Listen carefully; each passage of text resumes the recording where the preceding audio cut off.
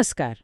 આજે આપણે એક એવી સફર વિશે વાત કરીશું જે ખરેખર હૃદયસ્પર્શી છે. એક પરિવારની વાત છે જેમણે પોતાનું ઘર, પોતાનું ગામ બધું છોડીને વારંવાર નવી જગ્યાએ વસવું પડ્યું. હા, આ વાત છે અનુજભાઈ અને એમના કુટુંબની. આપણને આ માહિતી એક લખાણમાંથી મળી છે જેનું નામ છે 18. હવે અમે ક્યાં જઈએ? બરાબર. અને આપણો હેતુ એ સમજવાનો છે કે જ્યારે લોકોને આમ પોતાની જમીન, પોતાના મૂળિયા છોડવા પડે છે ત્યારે એમની જિંદગી પર કેવી અસર થાય છે, શું શું બદલાય છે. ચોક્કસ. ચાલો શરૂઆત કરીએ એમના મૂળ ગામ ખેડીથી. કેવું હતું એ ગામ? એમ કે ગાઢ લીલા જંગલો અને પર્વતોની વચ્ચે નદી કિનારે. સાંભળીને જ શાંતિ લાગે. પણ ત્યાં એકલી શાંતિ નહોતી, નહીં? જીવંતતા પણ હતી. હા, બિલકુલ. પેલી વહેતી નદીનો અવાજ, ખડખડ, પછી વૃક્ષોના પાંદડાનો અવાજ, પક્ષીઓનો કલરવ. ત્યાંના લોકોનું જીવન એટલે પ્રકૃતિ સાથે એકદમ જોડાયેલું. અને સમાજ પણ કેવો હતો? એમ કે બધા સાથે મળીને રહેતા હશે. હા, એક મોટા પરિવાર જેવું જ સમજી લો. સાથે ખેતી કરે, જંગલમાંથી ફળો, મૂળ, લાકડા ભેગા કરે, સાંજે સાથે બેસીને ગીતો ગાય, વાતો કરે. સુખ દુઃખમાં એકબીજાનો સાથ. બરાબર. અને વડીલો, એમનું માન બહુ. એ લોકો લગ્ન ગોઠવે, કોઈ ઝઘડા થાય તો એનો ઉકેલ પણ લાવે. એટલે બાળકો માટે તો આખું ગામ જ એમની નિશાળ કહેવાય. સાચી વાત. વડીલો પાસેથી જ બધું શીખે. નાચવાનું, વાંસળી વગાડવાનું, ઢોલ વગાડવાનું. પેલું માટીના ને વાંસના ઘડા બનાવવાનું પણ શીખતા નહીં? હા હા. અને પક્ષીઓને ઓળખવાનું, એમના અવાજની નકલ કરવાનું, બધું જ. અનુજનું પોતાનું યુવા જીવન પણ આવું જ હતું. એટલે ખેતરમાં મહેનત, નદીમાંથી માછલા પકડવા. અને પછી મિત્રો ભેગા મળીને જંગલમાંથી જે વસ્તુઓ મળે, માછલી મળે, એ બધું લઈને નજીકના નગરમાં વેચવા જાય. તહેવારોમાં તો ખાસ નાચ, ગાન અને ઢોલ વગાડવાનો કાર્યક્રમ હોય જ. એટલે જીવન ભલે સાદું હતું, પણ એમની સંસ્કૃતિ, એમનો સમાજ એ ખૂબ સમૃદ્ધ હતો. પણ પછી? હા, પછી શું થયું? એમને શા માટે આ બધું છોડવું પડ્યું? બન્યું એવું કે સરકારે નક્કી કર્યું કે પેલી નદી પર એક મોટો બંધ બાંધવો છે. ઓહ, બંધ. એનો મતલબ તો?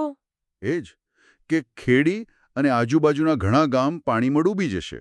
લોકોને એમની જમીન, એમના ઘર, બધું છોડીને જવું પડશે. પેઢીઓથી જ્યાં રહ્યા હતા એ જગ્યા છોડવી પડશે. હા, તો બહુ મોટો આઘાત કહેવાય એ લોકો માટે. ખરેખર. પછી સરકારી અધિકારીઓ આવ્યા, પોલીસ પણ સાથે હતી. એમણે જમીનો માપી, સભાઓ કરી. અને લોકોને શું કહ્યું? ક્યાં જવાનું? એમને વચન આપ્યું કે નદીની બીજી બાજુએ થોડે દૂર એમના માટે નવું ગામ વસાવવામાં આવશે.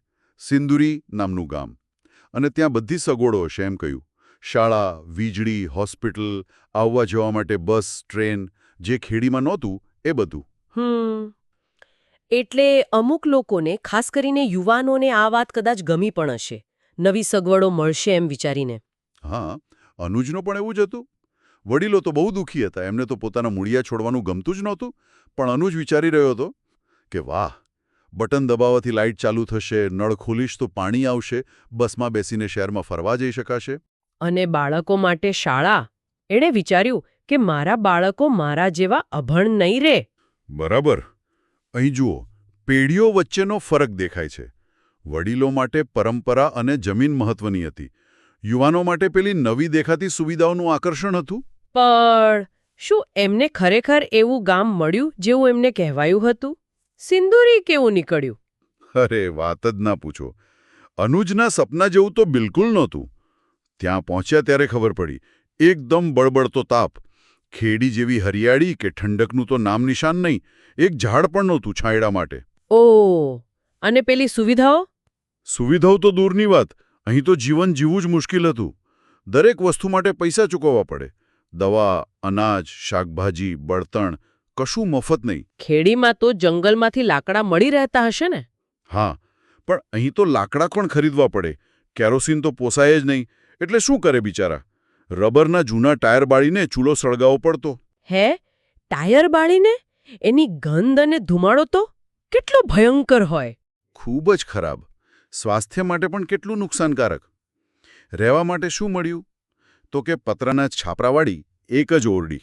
અને પશુઓ રાખવાની જગ્યા ખેડીમાં તો હશે ને? હા, ખેડીમાં હતી. અહીં કશું નહીં. ખેતી માટે જે જમીન મળી એ સાવ પથરાળ, ખડકોવાળી. એમાં શું ઉગે? બિયારણ ને ખાતરના પૈસા પણ ક્યાંથી લાવે? અને પેલી વીજળી, પાણી, હોસ્પિટલના વચનોનું શું થયું? વીજળી આવે પણ થોડો સમય જ, ને પાછું એનું બિલ તો ભરવાનું જ. નળ હતા ઘરમાં, પણ એમાં પાણી જ નહોતું આવતું. અરે રામ! હોસ્પિટલ હતી, પણ ડોક્ટર સાહેબ માંડ મળે, ને દવાઓ પણ પૂરતી ન હોય. અને બાળકોનું શિક્ષણ, જેના માટે અનુજ આટલો ઉત્સાહી હતો. શાળા તો હતી, પણ ત્યાંના શિક્ષકો ખેડીથી આવેલા બાળકો પર ખાસ ધ્યાન નહોતા આપતા. વળી ભાષા પણ નવી, એટલે બાળકોને ભણવામાં બહુ તકલીફ પડતી. ઉપરથી સામાજિક મુશ્કેલીઓ પણ હશે નહીં? હા, એ સૌથી મોટો પ્રશ્ન હતો. ત્યાંના જે મૂળ રહેવાસીઓ હતા, એ લોકો આ નવા આવેલા ખેડીલા લોકોને સ્વીકારવા તૈયાર નહોતા. એમની મજાક ઉડાવે, એમને વણનોતર્યા મહેમાન કહીને ચીડવે, એમની રહેણીકરણી અલગ હતી, ભાષા અલગ હતી, એટલે એમની સાથે ભળતા નહોતા. આ તો બહુ દુઃખદ કહેવાય. પોતાનું ગામ છૂટ્યું ને નવી જગ્યાએ પણ આવો વ્યવહાર. અને એમાંય અનુજના માતા પિતા. એમને ખેડી છોડવાનું દુઃખ એટલું લાગી આવ્યું કે એઓ સિંદુરીમાં જ મૃત્યુ પામ્યા. ઓ બિચારા! જે આખો સમાજ ખેડીમાં સાથે રહેતો હતો, એ અહીં વિખેરાઈ ગયો. ખેડીના માંડ 8-10 પરિવારો જ સિંદુરીમાં હતા, એ પણ છૂટાછવાયા. પેલું ઘર જેવું જે ખેડીમાં લાગતું હતું, એ અહીં ક્યાંય નહોતું. આ પુનર્વસનની પ્રક્રિયા કેટલી જટિલ છે નહીં? ખાલી મકાન આપી દેવાથી કંઈ પૂરું નથી થતું. બિલકુલ. સામાજિક તાણાવાણા, સંસ્કૃતિ, ઓળખ આ બધું તૂટી જાય છે. એનું નુકસાન પૈસાથી ભરી શકાય નહીં. તો પછી અનુજે શું કર્યું? સિંદુરીમાં તો રહેવું અશક્ય જેવું જ હતું. એમણે ફરી એકવાર હિંમત કરી. બાળકોનું ભવિષ્ય સુધારવું હતું, એમને સારું શિક્ષણ આપવું હતું. એટલે એમણે સિંદુરીમાં જે થોડી ઘણી જમીન હતી, પશુઓ હતા, એ બધું વેચી દીધું અને પરિવારને લઈને પહોંચ્યા મુંબઈ. મુંબઈ, મોટા શહેરમાં. એવી આશા સાથે કે ત્યાં સારી તક મળશે. હા, એવી જ આશા હતી. પણ મુંબઈમાં પણ જીવન કંઈ સહેલું નહોતું. ત્યાં શું થયું? ત્યાં પણ રહેવા માટે એક ઝૂંપડપટ્ટીમાં માંડ એક રૂમ મળી. એ પણ સમારકામ કરાવવું પડે એવી હાલતમાં. એના માટે પૈસા બચાવવા પડતા. અને અહીં પણ પેલો ડર તો હતો જ. એમના જે સગા વહાલા મુંબઈમાં પહેલેથી રહેતા હતા, એમણે કહ્યું કે સાચવજો, અહીંથી પણ ક્યારેક હટાવી દેશે. મુંબઈમાં બહારવાળા માટે જગ્યા નથી. એટલે એ જ પ્રશ્ન ફરીથી ઊભો રહ્યો, હવે ક્યાં જઈશું? બરાબર. અનુજની ચિંતા એ જ હતી. ખેડી છોડ્યું, પછી સિંદુરી છોડવું પડ્યું. હવે જો મુંબઈથી પણ જવું પડશે, તો ક્યાં જવાનું?